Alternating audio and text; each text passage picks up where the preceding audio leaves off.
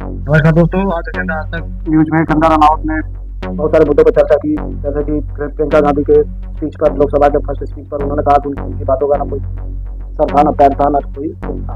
देखते हुए आई तो मुझे लगता है कि बहुत अच्छी बातचीत होगी।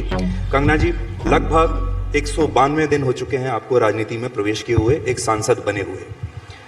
फिल्मों से राजनीति का ये सफर, अभिनेता से नेता बनने का ये सफर, बॉलीवुड में ज्यादा ड्रामा है या संसद में?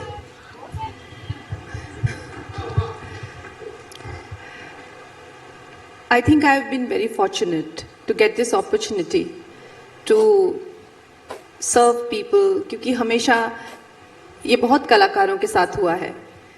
जैसे कि मैंने जयललिता जी की भी बायोपिक की है, हमारे इंडस्ट्री के भी बहुत लोग, चाहे रवि किशन जी हो, मनोज तिवारी जी हो, हेमा जी हो, या पहले रह चुके हों गोविंदा जी से लेकर अमिताभ जी से लेकर, बहुत कम लोग ऐसे होते हैं जिनको लोग पर्दे पे इतना प्यार देते हैं कि रियल जिंदगी में भी उनको उनकी सेवा करने का मौका मिलता है। और मैं अपने आप को सौभाग्यशाली मानती हूँ। और जहाँ तक ड्रामा की बात है, आपको पता है कि संसद भवन में ज्यादा ड्रामा है। अभी तक का आपका अनुभव एक सांसद के रूप में कैसा रहा? क्या आपने जैसा सोचा था वैसा ही रहा या उससे भी ज्यादा ड्रामेटिक है? मेरे लिए ये टाइम बहुत ही अप्स एंड डाउन वाला रहा है, टू बी ऑनेस्ट, क्योंकि जैसा फिल्मों में मेरा कोई आगे पीछे नहीं था और हर चीज़ जो है फ्रॉम स्क्रैच मैंने सीखी हुई है। सेट क्या होता है, सेट पे खुद को कैसे कंडक्ट करना होता है, सेट की क्या हायरार्की होती है, किसको कैसे एड्रेस करना है, क्या काम होता है, क्या टेक्निकलिटीज है, आपका अपना काम क्या है, इस तरह के कई टेक्निकल चीज़ें होती हैं। उसी तरह से जो संसद भवन है, आपको पता है, पार्लियामेंट्री वर्क से लेकर इतने सारे हमारे जो साथ में, जो चाहे वो पार्टी के नेता हों चाहे दूसरे हों, there is just so much information, चाहे उनके नाम, कॉन्स्टिट्यूएंसीज, आपकी अपनी, मेरी खुद की कॉन्स्टिट्यूएंसी में 17 विधानसभाएं हैं, सब एमएलएज, नेता प्रतिपक्ष से लेकर parliamentary work itself is just so much work. तो मेरे लिए I have been just completely I would say stumped with work. I just feel that अगर मुझे भी कोई गाइडेंस मिलता या मुझे भी किसी तरह का कोई पता होता, जैसा आपने कहा ना कि जैसा हमने सोचा वैसा ही था, एक्चुअली हमने सोचा ही नहीं था। हमें लगता था कि राजनीति इज ऑल अबाउट आइडियोलॉजीज, और जी हम राष्ट्रवादी हैं तो हम भी राजनीति कर सकते हैं। ऐसा नहीं होता, बहुत काम होते हैं, जैसा हम फिल्मों में देखते हैं जी, नेताओं को। आपने भी फिल्मों में कई राजनीति से जुड़े कैरेक्टर्स को निभाया है, वैसा ही है? नहीं सर, मैंने जैसा कहा, बहुत काम होता है। हम तो बहुत छोटे लेवल पे, बड़े लेवल पे और भी होता होगा, चाहे वो आपके जिलाओं की डीसी से लेकर, दिशा कमिटी से लेकर, एसडीओ, सब जो है, एडमिनिस्ट्रेशन का कितना काम होता है।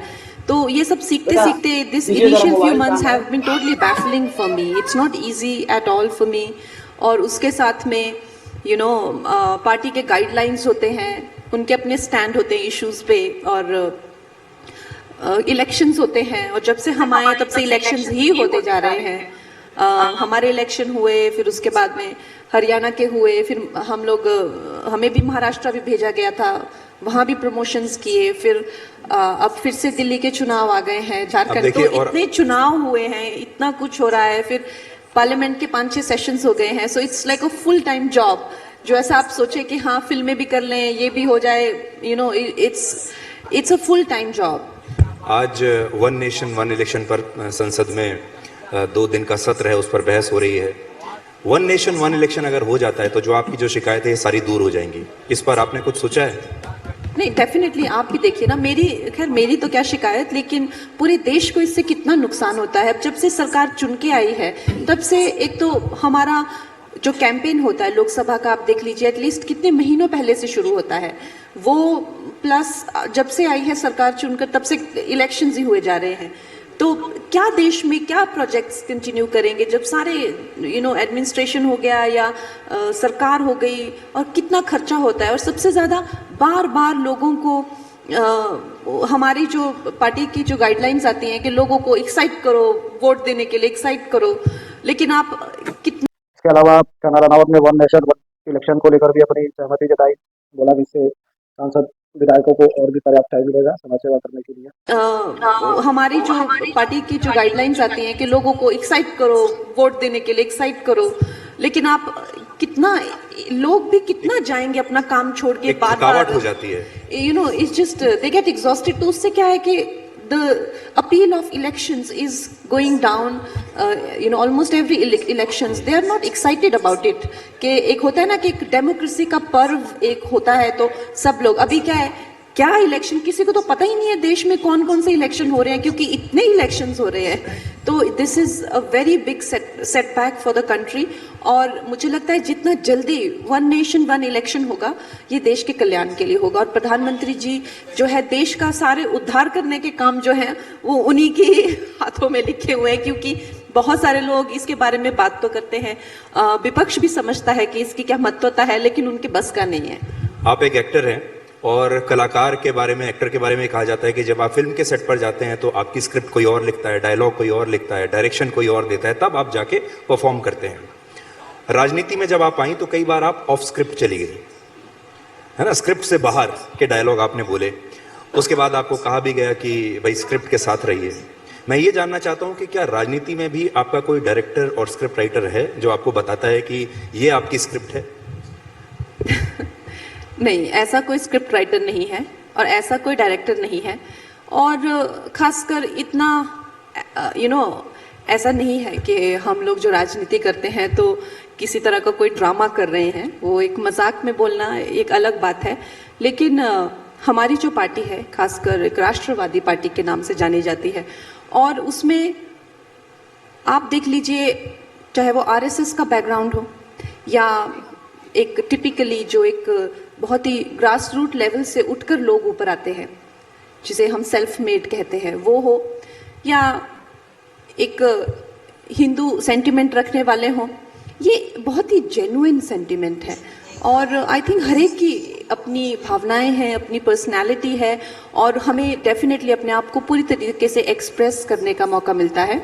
लेकिन जैसा आपने कहा कि पार्टी के कुछ गाइडलाइंस होते हैं, उन पे भी चलना ज़रूरी होता है, but we do get instructions once in a while कि मे बी आप ये टॉपिक अवॉइड करना चाहेंगे, जैसे फार्मर्स का या जैसे रिजर्वेशन का, तो once in a while they would just call and that don't talk about this topic because as a party we have our stand on it or spokesperson, इस तरह की बातें हो जाती है। लेकिन ऐसा कुछ नहीं है कि हमारे कोई डायरेक्टर है या हमें स्क्रिप्ट मिलती है या हम नो, दैट इज, हम लोग we are very much invested in the nation's interest. Otherwise आप खुद सोचिए कि मेरे जैसा इंसान इस तरह का लाइफस्टाइल छोड़ के मैं सुबह अपना टिफिन लेकर अपना बैग लेकर उसमें डायरी ले, मुझे I remember my mama is a teacher, तो छोटे स्कूल में भी वो भी अपना एक लंच बॉक्स लेकर, उनका पर्स, और हम 3 स्कूल जाने वाले बच्चे थे तो हमेशा उनका पेन गुमा रहता था। निकलने से पहले वो हमेशा चिल्लाती थी, मेरा पेन किसने लिया, मेरा पेन किसने लिया। तो जब मैं सुबह निकलती हूँ तो मेरा भी पेन हमारे घर में रहते, काम करने वाले हमेशा निकाल लेते हैं। तो मुझे वो याद आता है, that how every girl becomes her mother at some point, and probably that's how it is. आपने फिल्मों में एक अपनी अलग जगह बनाई। आपने क्वीन जैसी फिल्म की, तनु वेड्स मनु, मणिकर्णिका, यानी बॉलीवुड भी एक पुरुष प्रधान इंडस्ट्री है, आपने उसमें एक जगह बनाई और आपने लीड रोल्स किए। राजनीति भी वैसे ही पुरुष प्रधान है। क्या भारत की राजनीति में आप लीड रोल कर पाएंगी? आपको लगता है कि आपके लिए इतना स्पेस है कि यहाँ भी आप वही कर सकें जो आपने फिल्मों में किया है? सर, क्या होता है ना कि अगर आप एक व्यक्तिगत महत्वाकांक्षा से चलेंगे ना, तो आई डोंट थिंक इस तरह की लार्जर पिक्चर में आप कभी भी एक महान व्यक्तित्व बन के आएंगे। जब मैंने ये फिल्में की तो मेरी महत्वाकांक्षा, जैसे आपने रानी की बात की, एक वनरेबल लड़की, हमारी फिल्मों की जो हीरोइन है हमेशा एक मिनी स्कर्ट पहने या खुले बाल या सुंदर, लेकिन उसके साइड में जो एक लड़की होती है जिसको कोई देखता नहीं है, people look through her in college, through school, through, वो हमारी बहन है, वो हमारे घर की बेटी है, वो हमारी बहू है, but she is not the film heroine. तो इस तरह की संवेदनशीलता जब एक किरदार के लिए आई तो आपके अंदर से उसके लिए एक भाव आया, एक भावना आई, तो वो फिल्म बनी, तो वो लोगों को जाकर छुई। अगर मैं ये सोचती जैसे कि अभी कोई बहुत बड़ा तीर मार रहे हो ये लोग। Check the mic and make sure it sound right, boy. बहुत फिल्म इंडस्ट्री के बारे में उसने बोला कि इंडस्ट्री अनाथ है, उन्हें मार्गदर्शन की जरूरत है। इसके लिए प्रधानमंत्री मोदी की जो रिसेंट विजिट हुई थी कपूर फैमिली के साथ, उसकी सराहना की और वो एक अच्छी पहल की। इसके बाद अल्लू अर्जुन के समर्थन में भी बोली कंगना ने, बहुत सारी बातें कही। आइए देखते हैं पूरी स्पीच। धन्यवाद। जय श्री राम।